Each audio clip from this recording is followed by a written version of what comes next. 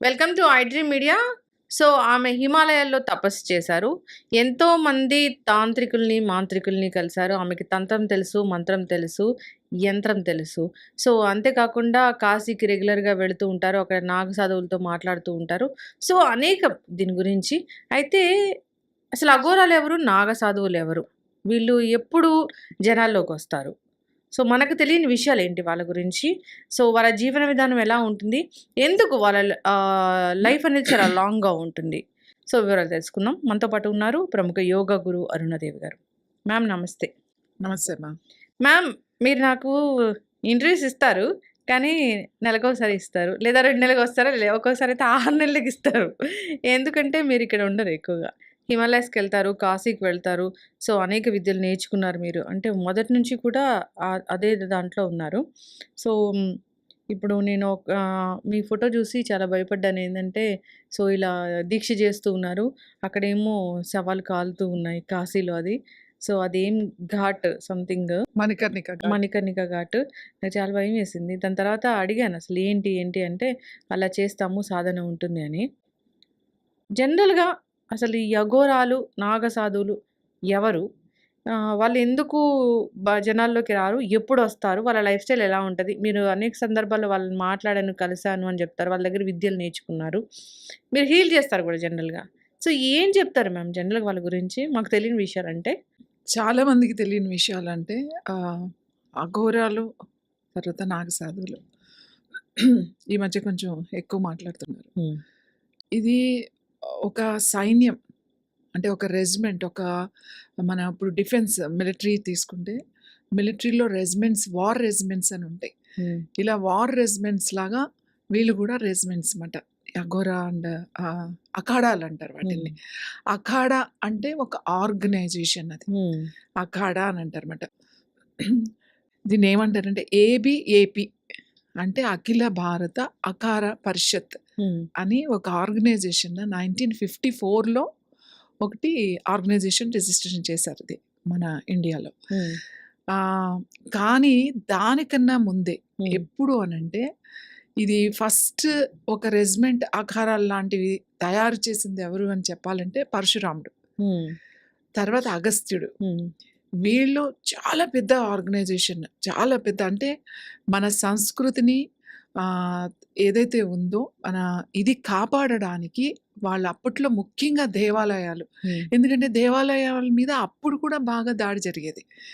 ఇప్పుడు మనం అనుకుంటున్నాం అంటే ఇప్పుడు మనకి కనబడేవి ఏదో రెండే కనబడుతున్నాయి. ఒకటి క్రిస్టియానిటీ, లేకపోతే ఒకటి ముస్లిం, ఇదే ఎక్కువ. హ్మ్. కానీ 8th సెంచరీ ఇంకా ముందే అప్పటికి మన భారతదేశంలో 90 మతాలుండేవి. ఇవి బయట నుంచి వచ్చిన మతాలు కాదు. ఆ 90 మతాలు కూడా మనకి ఇక్కడ పుట్టిన మతాలే అవి. శంకరాచార్యులు విద్యాభ్యాసం పూర్తి చేసుకుని ఆయన బయటకొచ్చే సమయానికి 90 మతాలతో మనం కొట్టుకుంటున్నాం. అప్పుడు ఆయన ఏం చేశారు అనంటే, ఉన్న దాన్ని ఒక దశనామి అని చెప్పేసి 10 గ్రూప్స్ కింద తయారు చేశారు. అంటే 10 ఆకారాలన్నమాట. దశనామి అనేది కంప్లీట్‌గా ప్యూర్ వెజిటేరియన్ గ్రూప్స్ ఇవి. దాంట్లో కొన్ని గిరి అని, పర్వత అని, అరణ్య, ఆశ్రమ్, భారతి, ఇలా కొన్ని ఒక్కో అకారాకి ఒక్కో పేరుంది. అన్నిటికన్నా ఇండియాలో పెద్ద అకార ఏది అనంటే వారణాసి. మనకి కాశీలో చాలా పెద్ద ఆర్గనైజేషన్ ఉంది. ఫస్ట్‌లో దాన్ని భైరవి అని ఉండేది. తర్వాత ఇప్పుడు పేరు మార్చారు. అయితే రీసెంట్‌గా అంటే మన నరేంద్ర మోదీ గారు వచ్చిన తర్వాత వాళ్ళకేం చేశారంటే ఒకటి పర్మనెంట్‌గా వాళ్ళందరూ ఉండడానికి ఒక చాలా పెద్ద అకార కన్‌స్ట్రక్షన్ చేసి వాళ్ళకిచ్చేశారు వాళ్ళు ఉండడానికి. అంతకుముందు ఎలా ఉండేదంటే వాళ్ళు బయట తిరుగుతూ ఇటువైపు మనం కాశీ ఎళ్తే రివర్‌కి అటువైపు వాళ్ళున్న ప్రతిసారి వాళ్ళు ఇటువైపు వచ్చి ఇక్కడ సాధన చేసుకోవడం, అంత ఎక్కువ మంది కనపడేవాళ్ళు. ఇప్పుడు చూడండి కాశీలో ఇంతకు ముందున్నంత కనబడట్లేదు. ఎందుకంటే వాళ్ళకొక ప్లేస్ ప్రొవైడ్ చేసేసారు. చాలా సెక్యూరిటీ ప్లేస్ అది. చాలా పెద్ద ప్లేస్. అంటే మనం వెళ్లి చూడొచ్చు. కానీ లోపలికేమి అలౌ చేయరు మనల్ని. తెలిసిన వాళ్ళు ఎవరైనా ఉంటే వెళ్ళొచ్చు. అది కన్‌స్ట్రక్షన్ చేశారు. ఇప్పుడు అందరూ అక్కడే ఉంటారు. ఆ ఆకారాల్లోనే ఉంటారు. అయితే ఇక్కడ 2 శంకరాచార్యులు వచ్చినప్పుడు 2 గ్రూప్స్ చేశారు ఇందులో. ఒకటి శాస్త్రధారి, 2 అస్త్రధారి. హ్మ్. శాస్త్రధారి అనంటే అంత వేదాలు అంటే గ్రంథాలు చదువుకుని, వేదాలు ఇవన్నీ చదువుకుని ఆ భక్తి అంటే ఏంటి, స్పిరిచువాలిటీ అంటే ఏంటి అనేది వాళ్ళు అదే ఒక ఆయుధంగా వాళ్ళు వాడతారు. దాని మీద ఎక్కువ సాధన ఉంటుంది. అస్త్రధారి అంటే అస్త్రాలు, మార్షల్ ఆర్ట్స్. మార్షల్ ఆర్ట్స్ అని సింపుల్‌గా చెప్తున్నాము. మన భారతీయ ట్రెడిషనల్ ఒక యుద్ధ విద్య కళలున్నాయి. హ్మ్. అవన్నీ ఒక గ్రూప్‌కి. హ్మ్.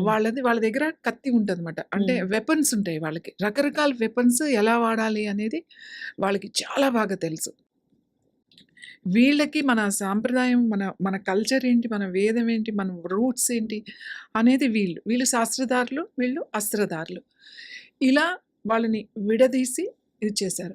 జనరల్‌గా ఏమనుకుంటారంటే ఫస్ట్‌లో ఎలా ఉండేదంటే నాగసాధువులు గానీ, లేకపోతే అఘోరాలు గానీ నాన్ వెజిటేరియన్సే ఎక్కువుండేవాళ్ళు. మళ్ళీ ఇందులో వెజిటేరియన్స్ ఈవెన్ అఘోరాలో కూడా వెజిటేరియన్స్ ఉన్నారు. నాగసాధువుల్లో కూడా నాన్ వెజిటేరియన్స్ ఉంటారు, వెజిటేరియన్స్ ఉంటారు. కానీ కొన్ని అఖాడాల్లో కంప్లీట్ వెజిటేరియన్ ఉంటుంది.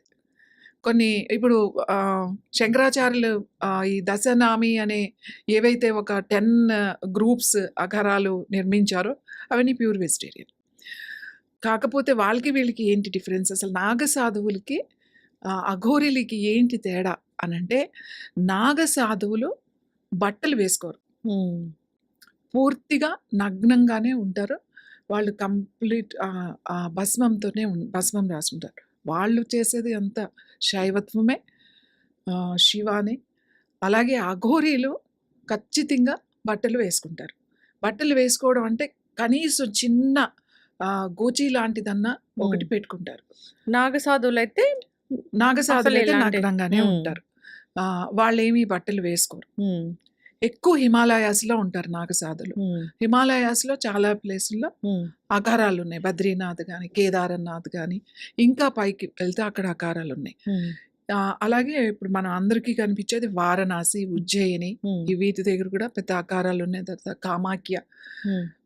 గహౌతి, కామాఖ్య అక్కడ కూడా అఘారాలున్నాయి. అయితే ఈ అఘోరీస్‌గా సాధన ఎలా ఉంటుంది అంటే, నాగసాధువులు గ్రూప్‌గా సాధన చేస్తారు. హ్మ్. నేర్చుకుంటారు, ప్రాక్టీస్ చేస్తారు, సాధన చేస్తారు. వాళ్ళకొక గురువుంటారు. ఖచ్చితంగా వాళ్ళు ఆ ఆకారాల్లో అంటే ఒక గురుకులంలో ఒక స్కూల్‌కెళ్ళి మనం ఎలా చదువుకుంటామో అక్కడే ఉండి, అలానే నాగసాధువులు వాళ్ళ అయ్యే వరకు 12 సంవత్సరాలు ఒక గ్రూప్‌లోనే ఆ గురువు కిందే వాళ్ళు సాధన చేస్తారు. కానీ అఘోరాలకి వాళ్ళేమి ఒక అలా కూర్చొని చేయరు. వాళ్ళు ఎక్కడ చేస్తారు అంటే వాళ్ళ ప్రాక్టీస్ అంతా శ్మశానంలోనే ఉంటుంది. హ్మ్. వాళ్ళేమి గురువుని పెట్టుకొని ముందు కూర్చోబెట్టి వాళ్ళు ప్రాక్టీస్ చేయరు. హ్మ్. వాళ్ళకి శివుడే హ్మ్. భైరవ తర్వాత అమ్మవారు. ఏం ప్రాక్టీస్ చేస్తారు? ఈమె సాధన చేస్తారు. ఇద్దరూ చేసేది హ్మ్. ఒకటే సాధన. వీళ్ళది చేసే ప్రక్రియ వేరేగా ఉంటుంది. హ్మ్. అంతే. వీళ్ళ సాధన అంతా కూడా తంత్రం మీద ఉంటుంది. హ్మ్. ఎవరిది? ఈ అఘోర వాళ్ళది ఎక్కువ తంత్ర సాధన ఉంటుంది. హ్మ్. నాగసాధువుది ఎక్కువ మంత్ర సాధన ఉంటుంది. హ్మ్. వాళ్ళు కొలిచేదే శైవులే, హ్మ్. వీళ్ళు శైవులే.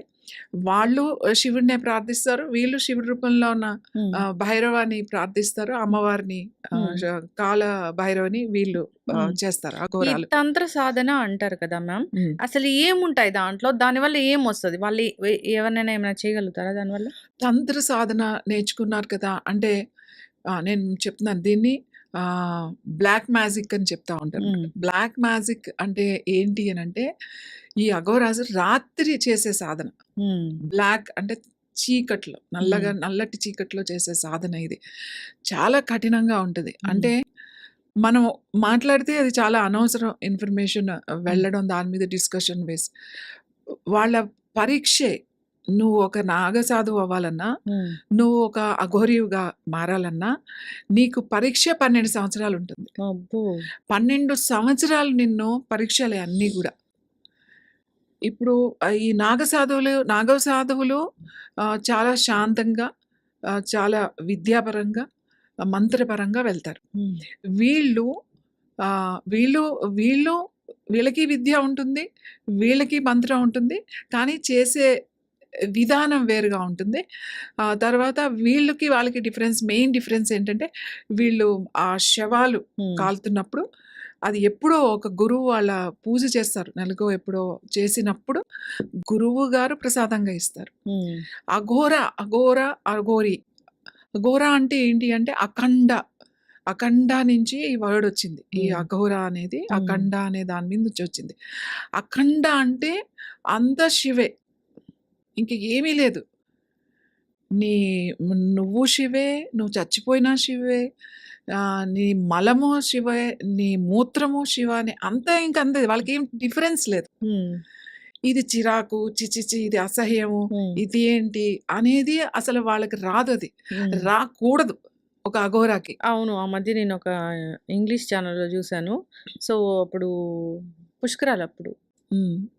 అఘోరాని ఇంటర్వ్యూ జేయడానికి వెళ్లారు ఒక రిపోర్టరు. సో, అప్పుడు వాళ్ళ మలమూత్రాలు వాళ్ళే ఆహారంగా తీసుకుంటూ కనిపించారు. దాన్ని క్యాప్చర్ చూపిస్తారది. చేయలేక ఆ! అసలు వాళ్ళు వెళ్ళిపోయారు గూడా. వెళ్ళిపోయారు. అంటే అక్కడ వాళ్ళేమి రోజు అది తింటారని కాదర్థం. హ్మ్.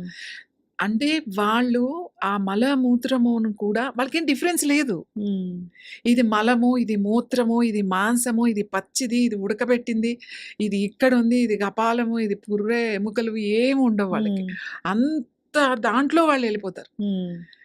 నీకు చిరాకుగా అనిపిస్తది. వాళ్ళకట్లాంటిది ఏమీ ఉండదమాట. అంటే ఫస్టు అది కఠినమైన సాధన. అసలు ఫస్ట్ హ్మ్. ఇవి వాళ్ళు నువ్వు మారాలి అనంటే హ్మ్. ఫస్ట్ చేయాల్సిన పని ఏంటి? ఈవెన్ ఆ నాగాగన అఘోర అయినా కూడా ఏది సాధనకైనా సరే కుటుంబం అనేది ఉండకూడదు. హ్మ్. తల్లి, తండ్రి ఇది అంతా అన్నీ వదిలేస్తారు. హ్మ్. వాళ్ళ వాళ్ళ కర్మకాండలు వాళ్ళ చేతే చేపిస్తారు. హ్మ్. ఎవరైతే జాయిన్ అవ్వాలో వాళ్ళ కర్మకాండలు వాళ్ళ పిండం వాళ్ళే పెట్టేసుకుంటారు. అబ్బా! పెట్టిన తర్వాతే ఎంట్రీ ఉంటదక్కడ. హ్మ్. ఇంక మా అమ్మ, మా నాన్న అనేది హ్మ్. లేదసల. హ్మ్. అది పూర్వాశ్రమం. హ్మ్. అది నువ్వు ఎప్పుడు అప్పుడు ముందు ఉన్నది. హ్మ్. కానీ ఎప్పుడైతే ఈ సాధనలోకి వచ్చావో ఇంక అమ్మ, నాన్న అంతా శివే. హ్మ్. అందరూ అమ్మలే, అందరూ నాన్నలే, అంతా శివ, అంతా అమ్మవారు. హ్మ్. అదే తత్వంలో ఉంటారు. హ్మ్. ఇది చాలా మందికి అర్థం కాదు. నువ్వు మీ అమ్మని చూడొచ్చు కదా! మీ నాన్నని చూడొచ్చు కదా! లేకపోతే మీ అందరిని ఏదో వదిలేసి ఇలా ఊరు నిద్రిస్తున్నట్టు మాట్లాడతారు. హ్మ్. కానీ వాళ్ళ సాధన దిశలో ఈవెన్ ఇప్పుడు సాధువులు గాని, ఎవరైనా స్వామీజీలు గాని, పీఠాధిపతులు గాని, వాళ్ళు ఎప్పుడైతే పీఠాధిపతి అయ్యారో, ఎప్పుడైతే ఆహ్, అధిపతి ఆ పీఠం ఇది చేసినప్పుడు, వాళ్ళ తల్లిదండ్రులు అని ఏమి ఉండదు వాళ్ళకి. హ్మ్. ఏదైనా చెప్పాల్సొస్తే నా పూర్వాశ్రమంలో అని చెప్తారు. హ్మ్. అంటే అప్పుడుండేది. ఇప్పుడు కాదు. అంటే నార్మల్‌గా బ్రతకకుండా అసలిలా ఎందుకు మారాలి? ఎందుకు మారాలి అంటే చెప్తా. మనకి ఇప్పుడు కాదు. కొన్ని ఒక 8థ్ సెంచరీ నుంచే హ్మ్. నేను చెప్పాను 8థ్ సెంచరీలోనే శంకరాచార్యులు, ఆది శంకరాచార్యులు అప్పటికే నేను చెప్పాను గదా! 90 మతాలున్నాయి. హ్మ్. 90 మతాలతో మనం కొట్టుకుంటున్నాం. హ్మ్. ఈ గుడిని ఈ శైవులెళ్లి వైష్ణవుల్ని ఈ గుడులు హ్మ్. కూలగొట్టేస్తున్నారు. వైష్ణవులొచ్చి శివాలయాలు పగలగొట్టేస్తున్నారు. అంటే బీభత్సంగా ఉంది. ఆయన విద్యాభ్యాసం చేసుకున్న గురుకులం నుంచి బయటకొచ్చేసరికి ముందే చెప్తారు గౌడపాదాచార్యులు. ఈ పరిస్థితి ఇలా ఉంటది. వీనిని ఇలా తయారు చేయాలని చెప్పేసే ముందే తయారు చేస్తారు. హ్మ్. ఆయన వచ్చి శంకరాచార్యులంటే ఏదో ముసుగేసుకొని ఆయనేమి స్వామిలాగా కూర్చొని ఏయో ప్రచారాలు చేయలేదాయన. హ్మ్. ఒక యుద్ధ వీరుడిగా మారాడాయన. ఒక ఒక టీమ్‌ని, ఒక రెజిమెంట్‌ని ఆయన తయారు చేశారన్నమాట. అన్ని యుద్ధ విద్యలు నేర్పించారు. ఈ 90 మతాలు అప్పటికే ఈ బౌద్ధ, జైన ఇవి గూడా వచ్చేసినాయి అప్పటికే. ఇవన్నీ కాదు. ఒకటే మతం. శివ, వైష్ణవ 2 ఒకటే. ఇవన్నీ ఏమీ లేవు అని చెప్పి ఆయన యుద్ధం చేశాడాయన. హ్మ్. అవసరమైతే తలలు గూడా తీసి పాడేసి యుద్ధం చేసి, ఆ యుద్ధానికి ఈ నాగసాధువుల్ని వాళ్ళు రెజిమెంట్‌లో మనం ఇప్పుడు ఆర్మీలో ఒక సోల్జర్‌ని, ఒక సైనికుడిని తయారు చేయాలంటే ఎంత శిక్షణిస్తారో, అంతకన్నా కఠోరమైన శిక్ష అనమాట. వాళ్ళకి బట్టలు, ఆహారము, నీళ్ళు ఏమీ లేకపోయినా కూడా అంత అంత ట్రైన్ చేస్తారు. ఎందుకు ఇలా చేయడానికి గల కారణాలేంటి అనంటే, ఇంతకుముందు మనదెలా ఉండేది అనంటే, చాలా ప్రశాంతంగా వెళ్ళి భగవంతుడి కోసం తపస్సు చేసుకొని, హ్మ్. చీమకు కూడా హాని చేయకూడదు. మన ధర్మం హ్మ్. మన మన ధర్మం అదే చెప్తది. ఎవరికీ నువ్వు హాని చేయకూడదు. నీకు హాని చేసినా కూడా నువ్వు హాని చేయకూడదనే చెప్తది. హ్మ్. అలాంటి సమయాల్లో ఆహ్, అప్పుడు మనకి బ్రిటిషర్స్ ముందు ఈ మొఘల్స్ వచ్చారు మనకి. హ్మ్. ఈ వచ్చినప్పుడు ఈ తుగ్లక్ వచ్చినప్పుడు ఏం చేశాడు అనంటే ఆహ్, హరిద్వార్‌లో, హ్మ్. హరిద్వార్‌లో ఒక కుంభమేళా జరుగుతుంది. ఒక కుంభమేళా జరుగుతున్నప్పుడు అప్పుడు పార్టిసిపేట్ చేసిన వాళ్ళు ఒక 60,000 మంది. అందరూ ఈ సాధువులు, నాగ సాధువులు, అఘోరీలు, తర్వాత యోగులు వీళ్ళు అక్కడ కుంభమేళా జరుగుతున్నప్పుడు వాళ్ళ మీద దాడి చేసి వాడు ఏమనుకున్నాడంటే ఫస్ట్ వీళ్ళు ఎక్కడ స్ట్రాంగ్‌గా ఉన్నారు? వీళ్ళు హెల్తీగా ఎక్కడ ఉంది? ఒక యుద్ధం చేసేటప్పుడు ముందు వాడు వెనక ఉన్న వాడి చేతులు విరిచేసేయాలన్నమాట. వాడు బలాన్ని మీద దెబ్బ కొట్టాలి. ఇక్కడ బలం ఏముంది ఇక్కడ? మన కల్చర్, మన సాంప్రదాయం, మన సంస్కృతి. ఇదే కదా మన బలం. వాడు ఏం చేశాడు? ఆ కుంభమేళాకెళ్ళి 60,000 మందిని ఊచకోత కోసి చంపేశాడు. అక్కడ ఆడవాళ్ళున్నారు, అఘోరీలున్నారు, సాధువులున్నారు, యోగులున్నారు. అందరిని 60,000 మందిని ఊచకోత కోసి కుంభమేళా జరిగినప్పుడు మొత్తం ఒక పిచ్చి వాళ్ళలాగా చేసి వచ్చాడు వాడు. వచ్చి ఆరెంజ్ వీళ్ళకి ప్రతి దానికి ఆరెంజ్ ఉంటుంది మనకి. ఒక్కో అకారాకి ఒక్కొక్క ఏదో గుర్తుంటుంది. ఆంజనేయ స్వామి ఉంటుంది, ఒకరికి ఇంకొకటి ఏదో ఉంటుంది. ఆ ఆరెంజ్ జెండా కనబడితే వాడిని వేసేసేయండి అని చెప్పేసి అలా చేశారు.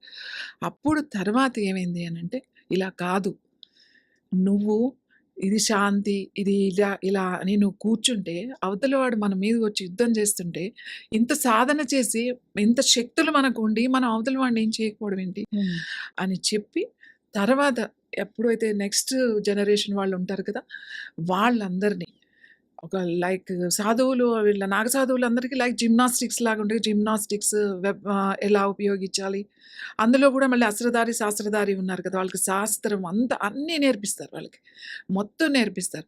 వాళ్ళు ఒక యుద్ధ సైనికులను తయారు చేశారు. మళ్ళీ అదే టైంలో మళ్ళీ హరిద్వార్లో జరిగింది మళ్ళీ కుంభమేళా.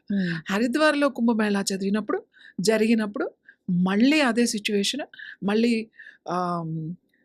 ఉద్ మొహమ్మద్ తుగ్లక్ అని చెప్పేసి ఆ తుగ్లక్ ఫ్యామిలీ వాడే మళ్ళీ యుద్ధానికి వెళ్ళాడు. వాళ్ళని మళ్ళీ చంపేయాలి అని చెప్పేసి వాళ్ళు ఎక్కడో హిమాలయాస్లో ఎక్కడో కూర్చొని తపస్సు చేసుకుంటున్న సాధువుల్ని వాళ్ళని చంపాల్సిన అవసరం ఏంటి? నువ్వు ఎక్కడో రాజ్యం మీద యుద్ధం చేసావు, అది ఆక్యుపై చేసావంటే అనుకోవచ్చు.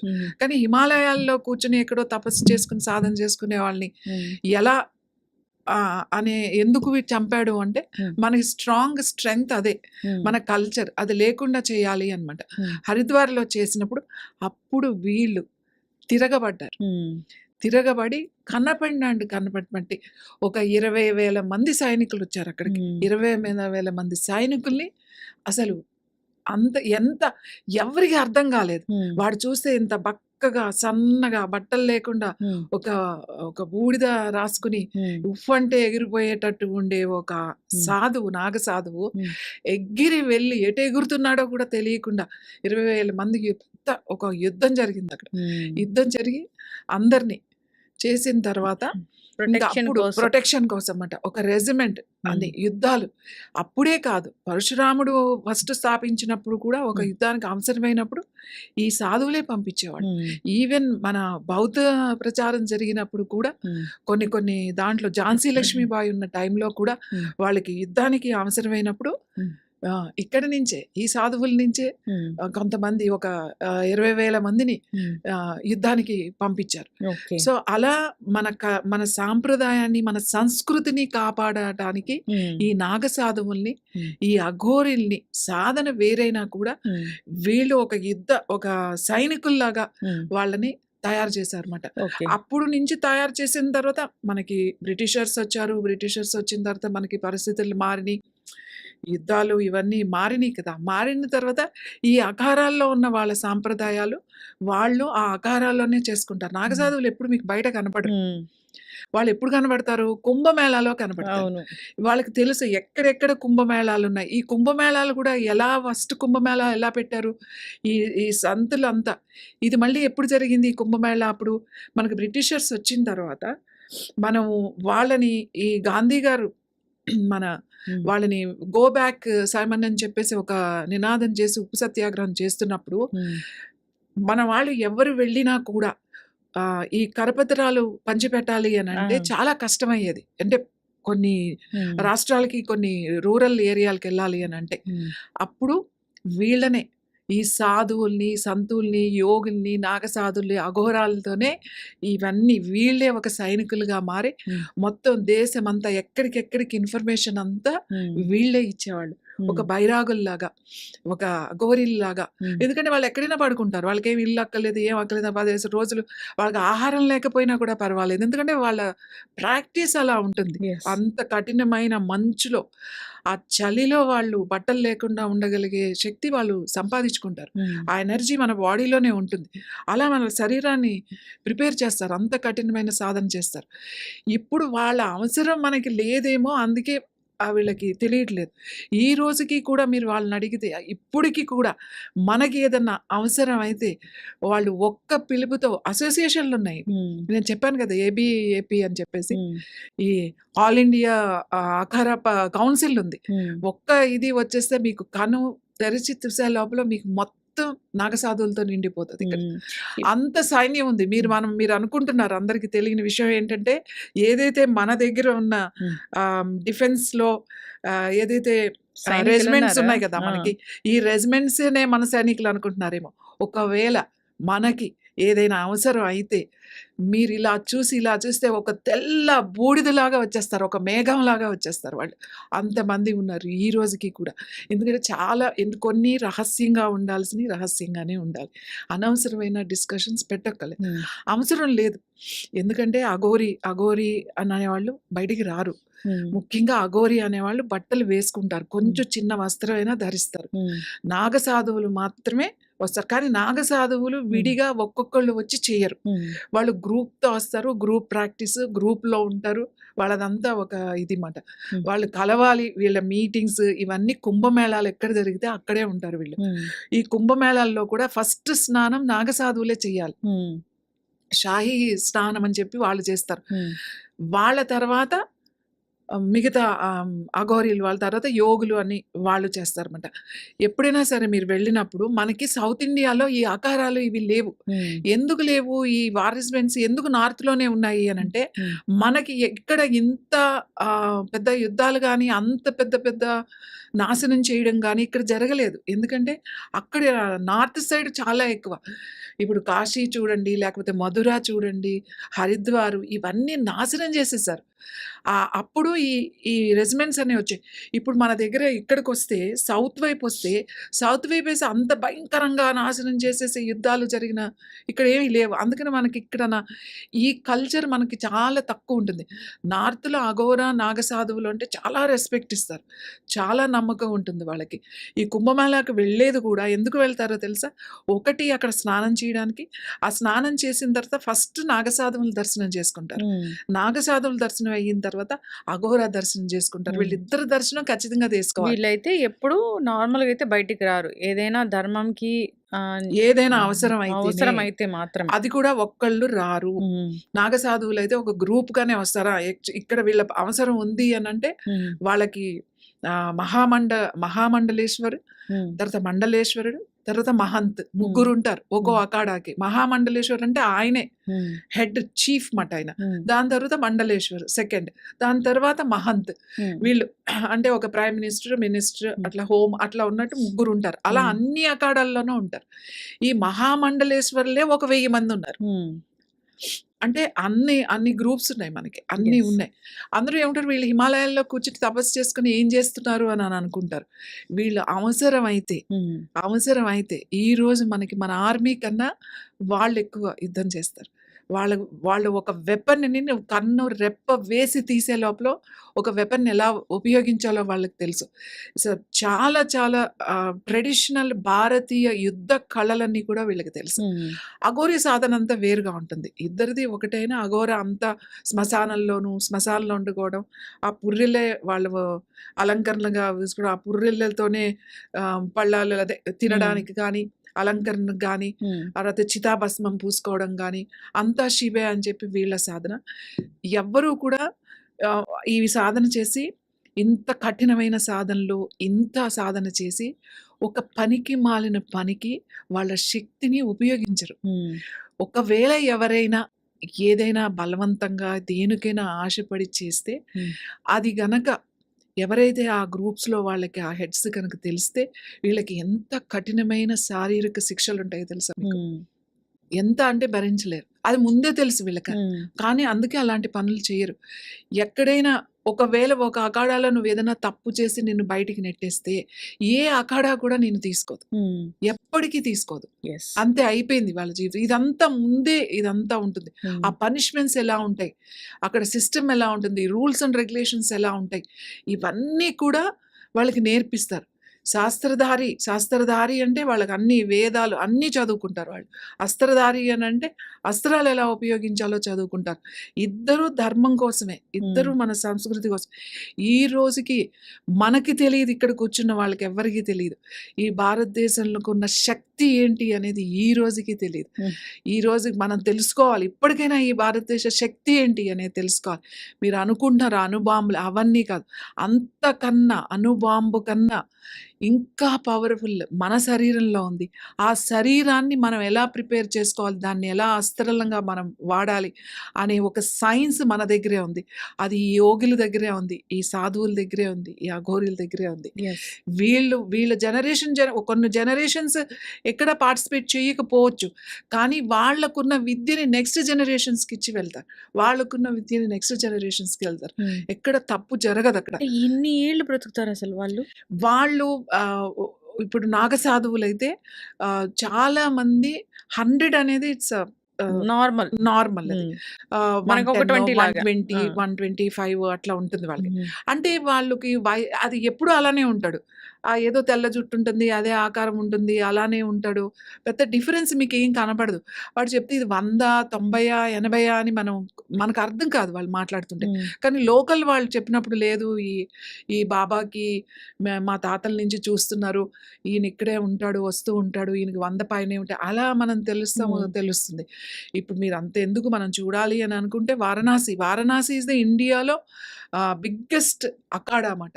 హ్మ్. ఆ అఖాడా మనకు వారణాసిలోనే ఉంది. హ్మ్. ఇప్పుడు చాలా పెద్దది కట్టారన్నమాట. అంటే ఎవరైనా మనకు తెలుసుండి వాళ్ళనేమి డిస్టర్బ్ చేయకుండా మనం వెళ్ళొచ్చు అనంటే మనం వెళ్ళొచ్చు. హ్మ్. వాళ్ళేమి మనల్ని హాని చేసి, మనల్నేమో పీక్కు తినేసి, మనల్నేమో ఏవో మంత్రాలు మాయలు మనల్ని చేసి కాపాడడానికి ఉన్న వాళ్ళు కుక్క మనల్ని ఎందుకు అది చేసి చేస్తారు అట్లా అలాగా? చేయదు. హ్మ్. కానీ ఈ విషయాలన్నీ తెలుసుకొని, ఆ పక్క నుండే నేర్చుకుని, హ్మ్. కొన్ని విషయాలు బాగా వంట పట్టించుకుని, వాళ్ళకేదో ఈ సేవ చేస్తున్నట్టు, ఆ సేవ చేస్తున్నట్టు ఏదో చేసి ఏయో చిన్నయి హ్మ్. నేర్చుకుని, ఆ చిన్న తంత్రాలు, మంత్రాలు తీసుకొచ్చి హ్మ్. బ్లాక్ మ్యాజిక్ చేయడం. మేము నిధులు తీస్తాం, లేకపోతే ఇది చేస్తాం, మేము అది చేస్తాం, హ్మ్. లిఫ్ట్ చేస్తాం, ఇక్కడిది అక్కడ పెట్టేస్తాం, అక్కడిది ఇక్కడ ఎవరు చూడకుండా ఏంటది కనికట్టు చేస్తాం, మాయ చేస్తాము. ఇవన్నీ చెప్తారు. హ్మ్. కానీ అవన్నీ వాళ్ళకసలు పూర్తి శక్తి అసలు ఉండదు. హ్మ్. ఈ ఇప్పుడు ఒక్ మీరు చూసారు గదా! అఘోరాలు అంటే అబ్బాయిలు. హ్మ్. అఘోరి అంటే అమ్మాయి. హ్మ్. అమ్మాయిలు చాలా మందుంటారా? అమ్మాయిలు చాలా మందుంటారు. హ్మ్. నేను చెప్పాను కదా! మీకు హ్మ్. మనం ఇంతకు ముందు గూడా మనం అవును. ఒకసారి అవును. డిస్కస్ హ్మ్. చేస్తే చెప్పాను. నాతో ఉన్న అమ్మాయి హ్మ్. రష్యా నుంచి వచ్చి హ్మ్. నేను అఘోరీగా మారాలనే వచ్చాను. ఆమె వాళ్ళు ఎన్ని సార్లు వెళ్ళినా కూడా ఆమెని 4 ఇయర్స్ తర్వాత 4 ఇయర్స్ తర్వాత కూడా పంపించేవాడు. ఒకసారి ఒక 4 ఇయర్స్ తర్వాత వచ్చి ఇంకా నేను ఎలా అయినా సరే నేను అఘోరీలాగా మారాలనుకుంటున్నప్పుడు హ్మ్. వాళ్ళు చాలా కఠినమైన శిక్షలు పెడతారు. మనం అసలు అక్కడే ఫిల్టర్ అయిపోతారు. హ్మ్. వాళ్ళెలా చేస్తారంటే నువ్వు ఉంటే ఉండు, పోతే పో, చస్తే చే, బతికిపో అనేది ఉంటది అంతే. సో, ఆ ప్యాషన్, ఆ ఇంట్రెస్ట్, ఆ భక్తి అదంతా వేరసలు. హ్మ్. నువ్వు పోయి గుళ్ళోకెళ్ళి ఏదో హోమం చేసేసి, ఏదో చేసేసి, ఏదో భక్తి అని అసలు అది కాదు. అక్కడ చూస్తే మీకు ఇది కదా భక్తి అని అనిపిస్తది మనకి. హ్మ్. వాళ్ళు అంతగా లీనమైపోతారన్నమాట. మరి చాలా మంది ఆడవాళ్ళున్నారు. హ్మ్. అఘోరీస్‌గా సాధన చేసేవాళ్ళు చాలా మంది ఉన్నారు. యెస్. మ్యామ్ అయితే మీరు మీరు వాళ్ళతో మాట్లాడాలంటే వాళ్ళ భాష అంటే తెలుగోళ్ళది తెలుగు భాష అట్లా మాట్లాడతారా? లేదంటే వాళ్ళకి డిఫరెంట్ లాంగ్వేజ్ ఏదైనా ఉంటుందా? ఇప్పుడు చూడండి ఒక సాధన యోగులు కూడా ఇక్కడ హ్మ్. యోగులు గూడా ఉన్నారు. వాళ్ళు నాకు తెలిసిన యోగులు. నాకు తెలిసిన కొంతమంది నాగ సాధువులు. వాళ్ళ గురువులుంటారు. హెడ్స్ ఉంటారు కదా! మీరు ఏ భాషలో మాట్లాడితే పలకరిస్తే ఆ భాషలో మాట్లాడతారు. అది ఎలా వస్తది? రష్యన్ ఎలా వచ్చింది? ఫ్రెంచ్ ఎలా వచ్చింది? అసలు ఎలా తెలుగు సమాధానం చెప్తున్నాడు? ఎలా కన్నడ సమాధానం చెప్తున్నాడో మనకనిపిస్తది. హ్మ్. మనం ప్రాక్టీస్ చేసేటప్పుడు ఇప్పుడు మనం జనరల్‌గా ఇప్పుడు మనం చేసే ప్రాణాయామం గాని, హ్మ్. ధారణ మెడిటేషన్ ఇవన్నీ చెప్తాం కదా! దీనికొక సైన్స్ ఉంది. ఇదేది మూర్ఖంగా అలా కూర్చొని దాని మీద ఫోకస్ చేయండి, దీని మీద కాదు. ఈ సైన్స్ ఏదైతే ఉందో ఇది కరెక్ట్‌గా మనం తెలుసుకొని సాధన చేస్తే మనకి కొన్ని సిద్ధులొస్తాయి. సిద్ధులు అంటే ఏమీ లేదు. ఫస్ట్ ఇంకా సింపుల్‌గా చెప్పాలంటే మనం శ్వాసలు తగ్గించుకునే కొద్దీ మన ఆయుష్ పెరుగుతుంది. ఇదే యోగా చెప్తుంది. అందుకే మనం యోగ సాధన చేయమని చెప్తున్నాం. శ్వాసలు ఎన్ని తగ్గించుకోవాలి అనంటే, మనం నిమిషానికి సపోజ్ ఒక 10, 9 శ్వాసలే తీసుకుంటున్నాం అనుకుందాం. మామూలుగా అయితే 15 అలా తీసుకుంటాం. ప్రాబ్లమ్స్ ఉంటే ఇంకా ఎక్కువ తీసుకుంటాం. జనరల్‌గా యోగా ప్రాక్టీస్ చేసేవాళ్ళు రెగ్యులర్‌గా కరెక్ట్‌గా రియల్‌గా చేసేవాళ్ళు ప్రాక్టీస్ సాధన 9 శ్వాసలు అనుకోండి. 9 శ్వాసలు గనక మీకు వస్తే మీకొక శక్తి వస్తది. ఏంటి అనంటే మీకు మీరేమనుకుంటున్నారో ఒక రీడింగ్ అనేది తెలుస్తది. అలాగే ఒక హీలింగ్ చేసే కెపాసిటీ వస్తది. మీ శ్వాసలు 9 కన్నా తగ్గినాయి అనుకోండి. 5, 6కి వెళ్ళిపోయినాయి అనుకోండి. 6 శ్వాసలు 6, 7 అలా తీసుకుంటున్నారనుకోండి. మీకేం సిద్ధులొస్తాయో తెలుసా? లాంగ్వేజ్ జ్ఞానం వస్తది. ఏంటో తెలుసా? భాష వస్తది. అది నేర్చుకుంటే వచ్చే భాష కాదు. మనం గ్రామర్ నేర్చుకుంటే వచ్చేది కాదు. నువ్వు ఏ భాషలో మాట్లాడినా నేను ఆ భాషలో సమాధానం చెప్పగలిగే జ్ఞానం నాకొస్తది. అది ఎప్పుడొస్తది? నా శ్వాస నిమిషానికి ఒక 5, 6 ఉంటే అదొచ్చేస్తది. ఇంకా తక్కువైపోయినాయి అనుకోండి, 2కి వచ్చేసామనుకోండి, ఇంకేముంది మనం దేవతలుగా మారిపోవడమే. అంతే. ఒక 2 శ్వాసలు గనక మనం తీసుకోగలుగుతున్నాం అంటే దీనికి ఒక మెజర్‌మెంట్ ఉంది. దీనికి ఒక సైన్స్ ఉంది. ఇది ఊరికే నేను దేవతని అని చెప్పడం కాదిక్కడ. ఈ సిద్ధులంటే ఏంటి? అమ్మో! సిద్ధులంటే ఏమీ లేవు. ఇవే సాధించడం. ఈ జ్ఞానాన్ని సాధించడం. నేను 3, 4 శ్వాసలు గనక నాకు తీసుకోగలిగే శక్తి నాకొచ్చిందంటే నిమిషానికి, నేను ఇక్కడి నుంచి మాయమైపోతా. మాయమయ్యి ఇప్పుడు కాశీ ఎళ్లి దర్శనం చేసుకొని నేనొచ్చేయొచ్చు. సూక్ష్మ రూపాల్లో తిరగొచ్చు. ఈ ఆర్ఆర్ రీడింగ్‌లో అవన్నీ స్టార్టింగ్ స్టేజ్‌లో అవన్నీ. ఇట్స్ నాట్ ఇది కాదు. సో, నేను అదే అంటా. సిద్ధి అంటే ఏంటి అనంటే ఇది కూడా. ఎలా మాట్లాడతారు వాళ్ళు అలాగా? అంటే వేరే వేరే దేశాల వాళ్ళు కూడా ఉంటారు. కానీ వాళ్ళు మాట్లాడొచ్చు. కానీ ఎవ్వరు అక్షరం ముక్క రాని వాళ్ళు, ఏమీ చదువుకోలేని వాళ్ళు, మీకు ఏ భాష మాట్లాడితే ఆ భాషలో మాట్లాడుతూ ఉంటారు. కొంతమంది, అందరూ కాదు. కొంతమంది. మరి అఘోరాలు కానీ, నాగ సాధువులు గానీ హిమాలయాస్‌లో ఉంటారు. ఆ టెంపరేచర్‌ని తట్టుకోవడానికి ఆ బూడిదంతా రాసుకుంటారా? టెంపరేచర్‌ని తట్టుకోవడానికి బూడిద రాసుకోవడం కాదు. వాళ్ళ సాధనే బూడిద రాసుకోకపోయినా కూడా వాళ్ళు ఏమీ బట్టలు లేకుండా ఉంటారు. ఎందుకంటే వాళ్ళు ఈ పంచభూతాల్ని జయిస్తారు. అంటే ఎక్కువ వేడి, ఎక్కువ చలి, ఎక్కువ ఈ గాలి ఏది కూడా వాళ్ళనేమీ చేయలేవు. వెళ్ళి -డిగ్రీస్‌లో కూడా వాళ్ళు బట్టలు లేకుండా తిరుగుతా ఉంటారు. ఎక్కడ మంచు పర్వతాల్లో లోపల మంచు గుహల్లో కూర్చుంటారు కదా! బట్టలు లేకుండా. ఏదన్నా ఉంటే ఆ మొలకేదో చిన్నది కట్టుకుంటారు అంతే. ఆ జుట్టే వాళ్ళకి కొంచెం కవర్ చేస్తా ఉంటుంది. అలాగే వేడి వాళ్ళు మండుతున్న దాంట్లో కూర్చుంటారు. మండుతున్న దాంట్లో తల కింద పెట్టి కాళ్ళు పైకి పెడుతూ ఉంటారు. ఇవన్నీ ఎందుకు చేస్తారు అంటే వాళ్ళకి ఆ పవర్ వచ్చింది వాళ్ళకి. ఆ సిద్ధి వచ్చింది. అది మ్యాజిక్ కాదు. ఇలా అంటే బూడిదని తీసుకొచ్చి ఆ మ్యాజిక్ కాదు. ఇది మ్యాజిక్. ఇది సిద్ధి అని అంటామట. స్వతహాగా వాళ్ళు సాధన చేసుకోవడం. మనం తెలుసుకోవాల్సింది ఏంటి అంటే యోగులు అంటే చాలామంది మెడిటేషన్ అని ఒక్కదాని మీదే కూర్చుంటారు. ఈ మెడిటేషనే అంటున్నారు కానీ అసలు దీని వెనక చాలా చాలా సైన్స్ ఉంది. ఈ మెడిటేషన్ పక్కన పెట్టేయండి. ఇవన్నీ పక్కన పెట్టేయండి. ఒట్టి శ్వాసలనే మీరు తగ్గించుకుంటూ వెళ్ళిపోయే సాధన ఒకటి చేసుకోండి. నిమిషానికి ఎన్ని తీసుకుంటున్నా? ఫస్ట్ 20, తర్వాత 15, తర్వాత 10, తర్వాత 9, 7 అది సాధన మొదలుపెట్టండి. ఆ సాధనలో మీ పవర్ ఏంటో తెలుస్తది. నీ లోపలున్న శక్తి ఏంటో తెలుస్తది. ఇప్పుడు అమ్మో! ఏసీ వేసుకోవాలి. అబ్బా! ఇప్పుడు వేడిగా ఉంది. ఇవన్నీ ఏంటంటే మనం ఏ టెంపరేచర్ ఉంటే దానికి మనం భయపడిపోతూ ఉంటాం. కానీ వాళ్ళు అలా కాదు. వాళ్ళ బాడీలో ఉన్న టెంపరేచర్‌నే వాళ్ళని బ్యాలెన్స్ చేసుకుంటారనమాట. పంచభూతాలని కంట్రోల్ చేయడం అంటే అది. పంచభూతాలను కంట్రోల్ చేయడం అంటే వానొస్తే ఆపేయడం, అగ్ని అది కాదు. అది కాదు. మన శరీరాన్ని మంటల్లో పెట్టినా తట్టుకునే విధంగా, చలి ఐస్‌లో పెట్టినా తట్టుకునే విధంగా, గాలి లేకుండా ఎక్కడో పెట్టేసిన వాళ్ళు కరెక్ట్‌గా నెల 30 రోజులు హ్యాపీగా ఉంటారన్నమాట. అలా స్తంభింప చేయడం. ఇలాంటి విద్యలన్నీ వాళ్ళకి ఆరితేరుంటారు వాళ్ళు. అదే వాళ్ళ సాధన కదా! 14 సంవత్సరాలు. అందులో ఒక 3 సంవత్సరాలు కఠినమైన పరీక్షలే సరిపోతాయి. హ్మ్. మిగతా ఓ 10 సంవత్సరాలు సాధన సరిపోతది. వీళ్ళు బయటికి వచ్చి వాళ్ళేం చేస్తారు? బయటికొచ్చి ఏం చెయ్యరు వాళ్ళు. హ్మ్. వాళ్ళేమి ఇది నా జాబా? లేపోతే నీకేదన్నా చేయడానికి నీకొచ్చి చేయడానికి. వాళ్ళు వాళ్ళ ముఖ్య ఉద్దేశం టెంపుల్స్‌ని, మన హ్మ్. దేవాలయాల్ని కాపాడడం, మన సంస్కృతిని కాపాడడం, మన భారతదేశం మీద ఎవరైనా సరే దాడి చేయడానికి వస్తే వాళ్ళు ఒక సైన్యంలాగా వచ్చేస్తారన్నమాట. యెస్. ఖచ్చితంగా మ్యామ్. అయితే నాకు సరే వాళ్ళెంత గొప్పవాళ్ళో, వాళ్ళ లివింగ్ అంతా చాలా గొప్పగా ఉంటుంది. అయితే అసలు వాళ్ళేం తింటారు? వాళ్ళు ఫుడ్ తింటారు వాళ్ళు. హ్మ్. అంటే వాళ్ళు సాధనలోకి వెళ్ళిపోయారు అనంటే కొన్ని రోజులే తినరు. హ్మ్. వాళ్ళకి అసలు మంచినీళ్ళు తాగరు. అసలు ఏం తీసుకోరు. కానీ మామూలుగా ఉన్నారనుకోండి, ఇలాగేనా వచ్చినా మామూలుగా సాధన లేనప్పుడు ఉంటే బాగా వాళ్ళు పాలు తాగుతారు. హ్మ్.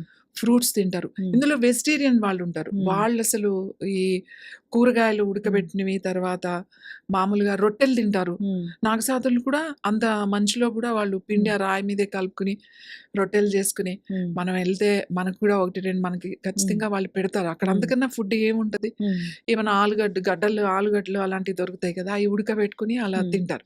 మరి మీకు బ్లెస్సింగ్స్ ఇచ్చారు గదా! హ్మ్. అప్పుడు ఎలా అంటే ఎట్లాగా మీరు ఎట్లా ఏం కన్వే చేస్తారు? వాళ్ళతో ఎట్లా కన్వర్జేషన్ ఉంది? అంటే ఇప్పుడు నాకు బాగా నేను ఆహ్, అంటే కనెక్ట్ అవ్వడం మాట. ఇది ఎలా చెప్పాలి? ఇప్పుడు నువ్వు డైరెక్ట్‌గా ఇక్కడ కూర్చొని మాట్లాడుకుంటున్నాం. సో, అక్కడ అలా మాట్లాడుకునేదేమి ఉండదు. అంటే నో సౌండ్. హ్మ్. వి కనెక్ట్ ఇక్కడి నుంచి కూడా కనెక్ట్ అవ్వచ్చు. వాళ్ళతో ఇప్పుడు నేను ఆయనకి ఒక ఇన్ఫర్మేషన్ ఇవ్వాలి, లేతే నేనేదన్నా ఒక ప్రశ్న వేయాలి. హ్మ్. దానికి వాళ్ళు జవాబు ఇవ్వడం. ఇవన్నీ కనెక్ట్ అవ్వడం మాట. మనకి ఆటోమేటిక్‌గా మనకు తెలుస్తది. హ్మ్. అలాగే మనం చెప్పింది వాళ్ళు వాళ్ళు దానికి రిప్లై ఇస్తారు. హ్మ్. మనకు అర్థమవుతుంది. నోరు ఇప్పి చెప్పేదేమి ఉండదు. ఈ యోగులు వీళ్ళు ఉంటారు కదా! వీళ్ళు ఏం చేస్తారంటే నేనొక చిన్న ఇది చెప్తాను. నేను అనుకుంటా ఈసారి ఎళ్ళినప్పుడు ఫోటోస్ తీసుకోవాలి. హ్మ్. ఇట్లా చేయాలి, అలా చేయాలి అని లాస్ట్ టైమ్ వెళ్ళినప్పుడు బాగా ప్రిపేర్ అయిపోయి ఛార్జింగ్ అన్నీ ముందే పెట్టేసుకొని, దాన్ని బ్యాకప్ పెట్టేసుకొని ఆహ్, ఒక హ్మ్. ఫోన్ సెపరేట్‌గా దానికి పెట్టుకొని ఏమైనా సరే తీసుకోవాలని. వాళ్ళు ఏం చేస్తారంటే ఎప్పుడైతే వాళ్ళ ప్రెమిసెస్‌లోకి మీరు ఎంటర్ అయ్యారో మిమ్మల్ని కట్ చేసేస్తారు. హ్మ్. ఔటర్ ఇది. మీరు ఇంత ప్రిపేర్ అయ్యి అక్కడికెళ్ళినా మీకు హ్మ్. బ్యాగ్‌లో ఫోన్ ఉంది. దాన్ని బయటికి తీసి ఫోటో తీయాలనే ధ్యాస మీకుండదు. హ్మ్. మీరు రికార్డ్ చేసుకోవాలనే ధ్యాస మీకుండదు. హ్మ్. అసలు ఉండదు. ఎప్పుడైతే అక్కడి నుంచి బయటకొస్తారో మళ్ళీ మనయి వస్తాయి. హ్మ్. అంటే ఇప్పుడు చూడండి జామర్ అని అంటారు. హ్మ్. మీరు ఈ కొన్ని సెక్యూరిటీ ఏరియాస్‌లో ఫోన్స్ పనిచేయవు. అవును. అవన్నీ జామర్ పెట్టేసారంటారు. సేమ్ ఇక్కడేమో ఒక ఎలక్ట్రానిక్ ఎక్విప్‌మెంట్ పెడుతున్నాం. అక్కడ వాళ్ళకి వితౌట్ ఎక్విప్‌మెంట్ వాళ్ళు అలాంటి జామర్ పెట్టేస్తారన్నమాట. హ్మ్. ఇప్పుడు మనం మాట్లాడాలి అంటే నేను అదే చెప్తా. హ్మ్. ఇప్పుడు యోగ సాధన ఎలా ఉంటుంది అనంటే మీరు నేను ఆహ్, మీరక్కడున్నారు, ఇక్కడున్నారు. మీరు నేను ఇలా కూర్చోవాల్సిన అవసరం లేదు. హ్మ్. మీ ఎనర్జీ, నా ఎనర్జీని గనక కనెక్ట్ చేసగలిగితే హ్మ్. ఈ ఇండివిడ్యువల్ ఎనర్జీ, మీ ఎనర్జీ నాది ఇండివిడ్యువల్ ఎనర్జీ. దీనికి యూనివర్సల్ ఎనర్జీ అంటే హ్మ్. మన చుట్టూ ఉంటాయన్నమాట. దానికి మనం కనెక్ట్ చేసుకోగలిగితే మీరు నేను మాట్లాడుకోవచ్చు. మనకు మొబైల్ అక్కర్లేదు. ఎందుకంటే ఒక మొబైల్‌లో ఎంత చిప్ ఉందండి? చిన్న చిప్ ఏదో కాపర్‌దో, గోల్డ్‌దో ఏదో ఒక చిన్నదుంది కదా! ఒక చిప్ ఉంది. హ్మ్. ఆ చిప్‌కే ఈ సెల్స్‌లో ఆ వేవ్స్ రిసీవ్ చేసుకోగలిగే శక్తి ఉంది కదా! అదే కదా మనం మొబైల్ మాట్లాడుతున్నాం. హ్మ్. ఇవాళ వీడియోస్ చూస్తున్నారు, వింటున్నారు కదా! మరి మన లోపల అంతకన్నా పెద్ద చిప్ ఉంది. హ్మ్. మనం కనెక్ట్ అవ్వచ్చు. మనకు ఫోన్స్ అవసరం లేదు. మనకి ఏమి అవసరం లేదు. అలా మాట్లాడుకునేవాళ్ళు. అలా మనం ఇవన్నీ జరిగినియే. ఇవేమి విచిత్రమైనవేం కాదు. ఇవేం మాయలు, మంత్రాలు కాదు. హ్మ్.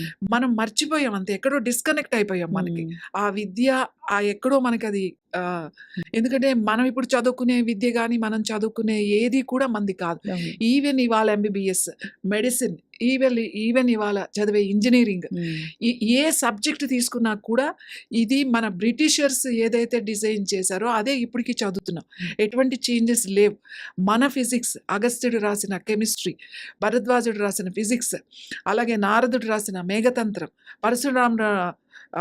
పరాశర మహర్షి రాసిన మన అగ్రికల్చర్ దాని గురించి, సీడ్స్ గురించి ఇలాంటివి ఎన్నో ఇప్పటికి మనకు గ్రంథాలున్నాయి. ఇవి గనక తీసుకొచ్చి ఇంజినీరింగ్‌లో సబ్జెక్ట్, ఈ మెడిసిన్ ఏదైతే మనము మనం రాశారు అని చెప్తున్నాం అన్నది చరకుడు, తర్వాత సుశ్రుతుడు రాసినటువంటి చరకుడు వచ్చేసేసి జనరల్ మెడిసిన్, సుశ్రుతుడు వచ్చి సర్జన్. వీళ్ళు రాసిన గ్రంథాలు ఏవైతే ఉన్నాయో అవి యాజ్ ఇట్ ఈస్‌గా గనక ఒక ఎంబీబీఎస్‌లో, ఒక సర్జరీలో పెడితే, ఆ సబ్జెక్ట్ పెడితే అసలు మీరు మన ప్రపంచ పటంలో భారతదేశం అక్కడుంటుంది. ఈ ఒక్కటి గనక మనం చేసుకోగలిగితే, మనకున్న విద్య ఈ రోజుకి ఉంది. ఈ రోజుకి ఈ తాళపత్ర గ్రంథాలన్నీ కూడా డీకోడ్ చేసి ఉన్నాం మనం. అవి గనక సిలబస్‌లా తీసుకురావాలి పిల్లలకి. అది కదా మనం తీసుకొచ్చేది. ఎవడో చెప్పింది కాదు. మనం చేసిన పుష్పక విమానాలు, మనం చేసిన రాకెట్స్, మనం ప్రయాణించిన చంద్రమండలం వెళ్ళాం, సూర్యమండలం దగ్గర వరకు కూడా వెళ్ళాం. ఇంత సైన్స్, ఇంత నాలెడ్జ్ ఇదంతా కూడా ఎప్పటికీ ఉంది. నేను అదే అనుకుంటాను. ఇది సిలబస్‌లోకి రావాలి. ఇది గనక సిలబస్‌లోకొచ్చి పిల్లల సిలబస్‌లో చేసాం. న్యాయశాస్త్రము, గణిత శాస్త్రము, అన్ని శాస్త్రాలు కనుక సిలబస్ మార్చేశారు అనంటే, ఇంకా ఎవ్వరైనా సరే చదువుకోవడానికి ఒకప్పుడు భారతదేశం వచ్చేవాళ్ళు. నార్త్, అలాగే సౌత్ వచ్చి చిదంబరం, నార్త్ వచ్చి నలంద. ఇక్కడికే వచ్చేవాళ్ళు. అటు నుంచి ఇటు, ఇటు నుంచి ఇటు యూనివర్సిటీస్‌కి. అలాంటి ఇండియా, అలాంటి భారతదేశం ఇవాళ మనం చదువుకోవడానికి అమెరికా వెళ్తున్నాం. ఇవాళ చదువుకోవడానికి వేరే దేశాలు వెళ్తున్నాం మనం. అక్కడ ఏముంది ఆ సబ్జెక్ట్? ఇక్కడ సబ్జెక్ట్ చదువుకోండి. అక్కడ చదువుకోవాలనే ఉంది అందరికీ. కానీ ఎక్కడ చదువుకోవాలి? ఏది సిలబస్? ట్రైనింగ్ అయినా ఎవరు ఆ సిలబస్ ట్రైన్ చేయాలి? ఇదంతా కూడా ఖచ్చితంగా నా కోరిక ఏంటి అంటే ఇది జరుగుతది. ఇది జరుగుతది. అది చాలా దగ్గరికి వచ్చేసింది టైం. ఇది మనకి అప్పుడు మన ఇండియా వస్తారు. ఒక చదువుకోవాలి అనంటే ఖచ్చితంగా భారతదేశమే రావాలి.